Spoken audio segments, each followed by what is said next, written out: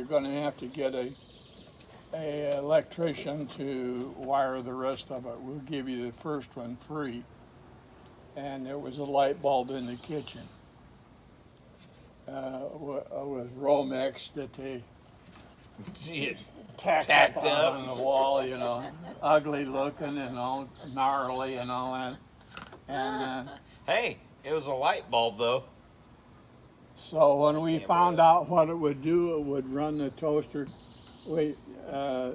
Dad put a extension on it, and he didn't know what he was doing either. It'd bite the shit out of him, so he'd have to pull the meter off so that he could work on it, you know. He didn't know shit about electricity. Nobody did. And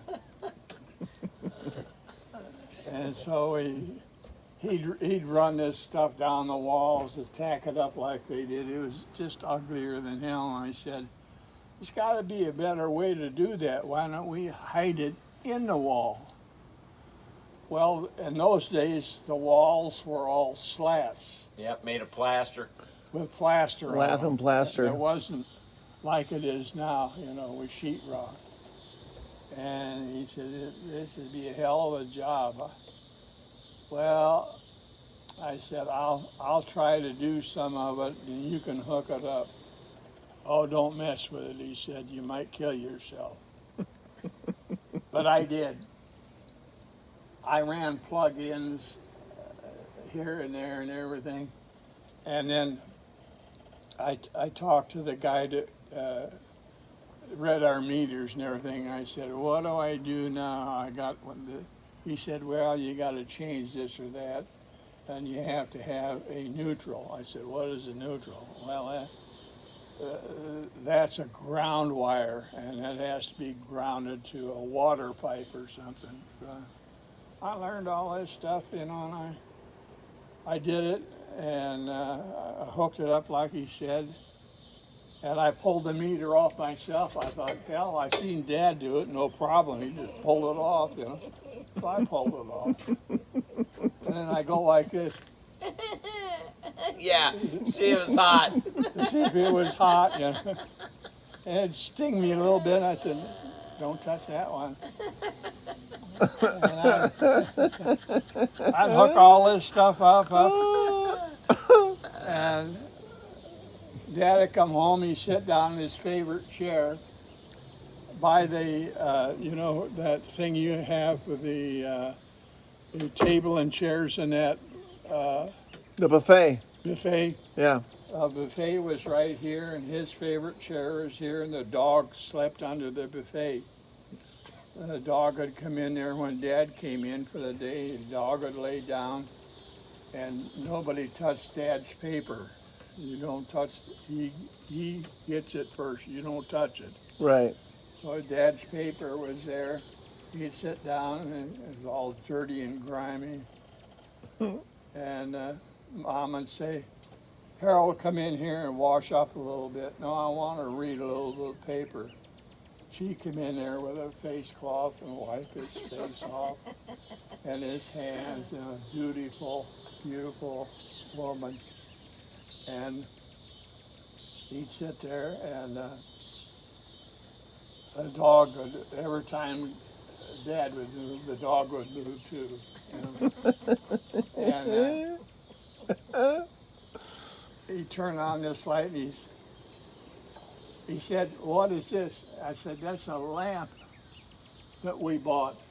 How much might that cost? I said, I don't know. Mom paid for it. Well, where'd she get the money? I said, I guess it's out of grocery money. I don't know. He's running you under through the mill. This lamp on. Oh, it was beautiful white coming down where he could read the paper. Oh, I said, this is really good. This is a nice present. This will be my Christmas present. This was in July. Sure. And he really liked it.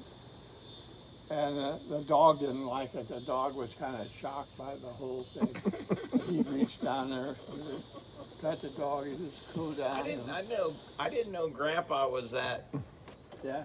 What I remember, Grandpa Sawyer was always kind of quiet, real quiet guy, and I always thought he was kind of timid. Yeah, well, he was.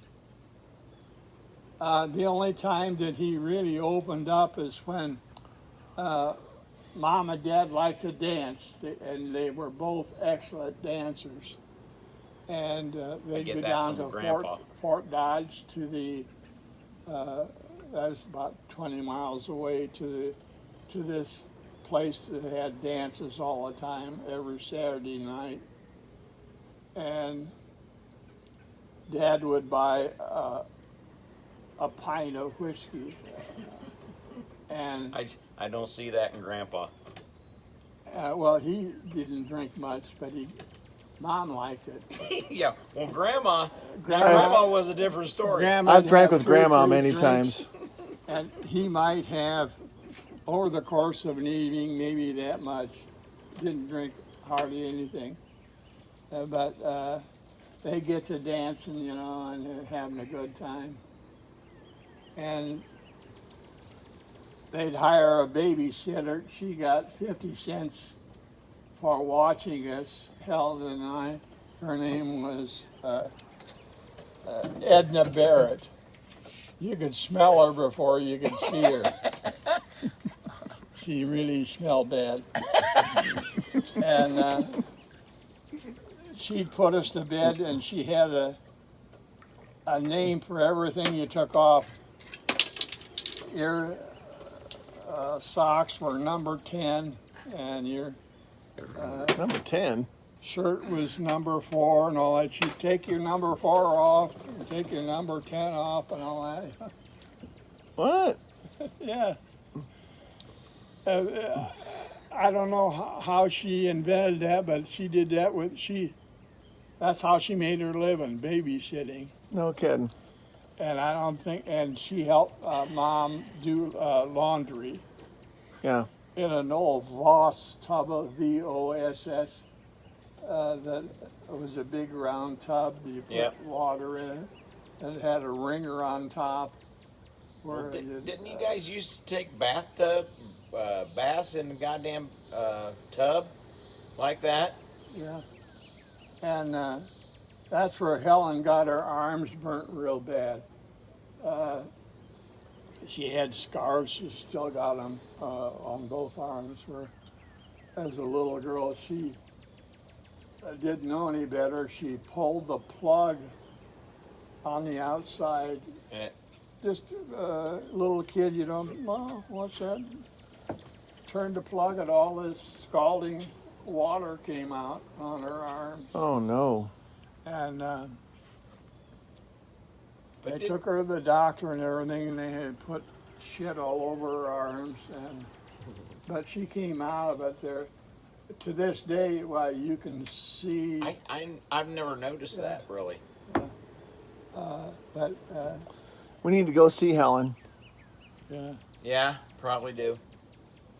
yeah. I told her that we need to go up and see her. You know. Where's she at? Up in Humboldt. Dallas Center.